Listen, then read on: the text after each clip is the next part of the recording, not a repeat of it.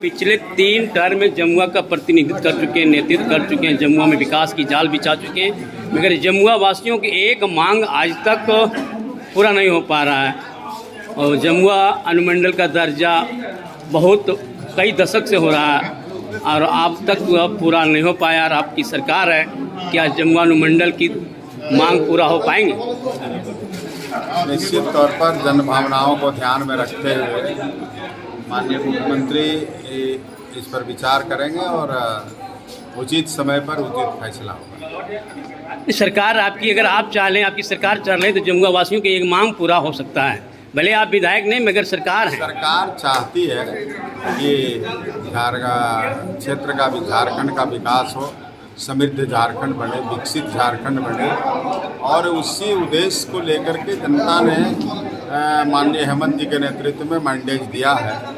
तो निश्चित तौर पर जमुआ की जो वर्षों का लंबित मांग है उस पर हम लोग शीर्ष नेतृत्व से बात करके उसे पूरा करने का प्रयास करेंगे। दूसरा मांग है सर, जब आप 2005 में विधायक बने थे तो उस समय विधायक बनते हुए आपने जमुआ का विकास की पटरी, जिस गांव में विकास की किरणें नहीं गई थी, वहां पर आपने विधायक बनते ही 2 माह में ये विकास की रेखा खींचे थे।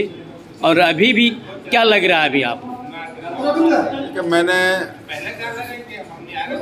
पहले भी कहा और आज भी कह रहे हैं कि जमुआ के साथ साथ जो माननीय हेमंत जी की सरकार है वो पूरे राज्य का विकास चाहता है। तो जमुआ भी झारखंड में है तो जमुआ का भी विकास होगा।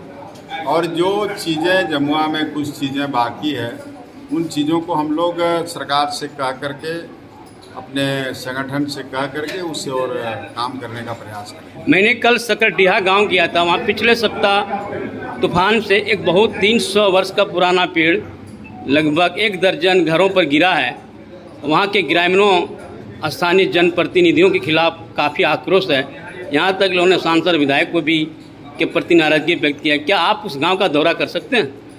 मैं पीड़ित परिवार से टेलीफोन से बात हुआ है, मैं रांची में था उस दिन, हमारी बात हुआ है। मैंने बीडीओ साहब से भी बात किया है कि जितने घर जिन लोगों का घर ध्वस्त हुआ है उसे अब अबुआ आवास या प्रधानमंत्री आवास दे। बीडीओ ने हमें आश्वस्त किया है कि उनका आवास हम दे देंगे। और अंचल अधिकारी को मैंने कहा है, अंचल अधिकारी और वहाँ के संबंधित जो कर्मचारी है उसने पीड़ित परिवार का जो क्षति हुआ है उसका एक आकलन कर करके सीओ साहब को दिया है और वो पत्र जैसे ही आपदा प्रबंधन में जाएगा हम उसको दिलाने का काम करेंगे।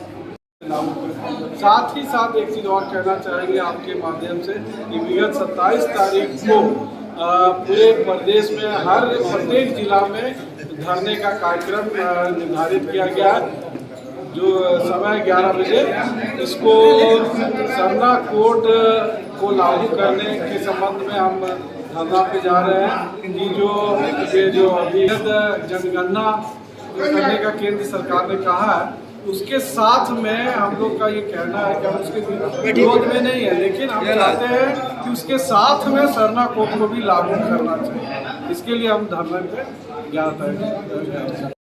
मुझे अनुशासन के बहुत प्रिय थे। अनुशासन अगर वो मीटिंग या सभा में उल्लंघन करते भी वरिष्ठ नेता, इसलिए कार्यकर्ता जब संगठन मजबूत करना चाहते हैं तो मजबूती से आपको बैठना पड़ेगा, पसीना बहाना पड़ेगा, धूप और बरसात को सहना, आपको थोड़ा परिश्रम करना होगा, थोड़ा मेहनत करना होगा। इसलिए पकाने की जरूरत नहीं है।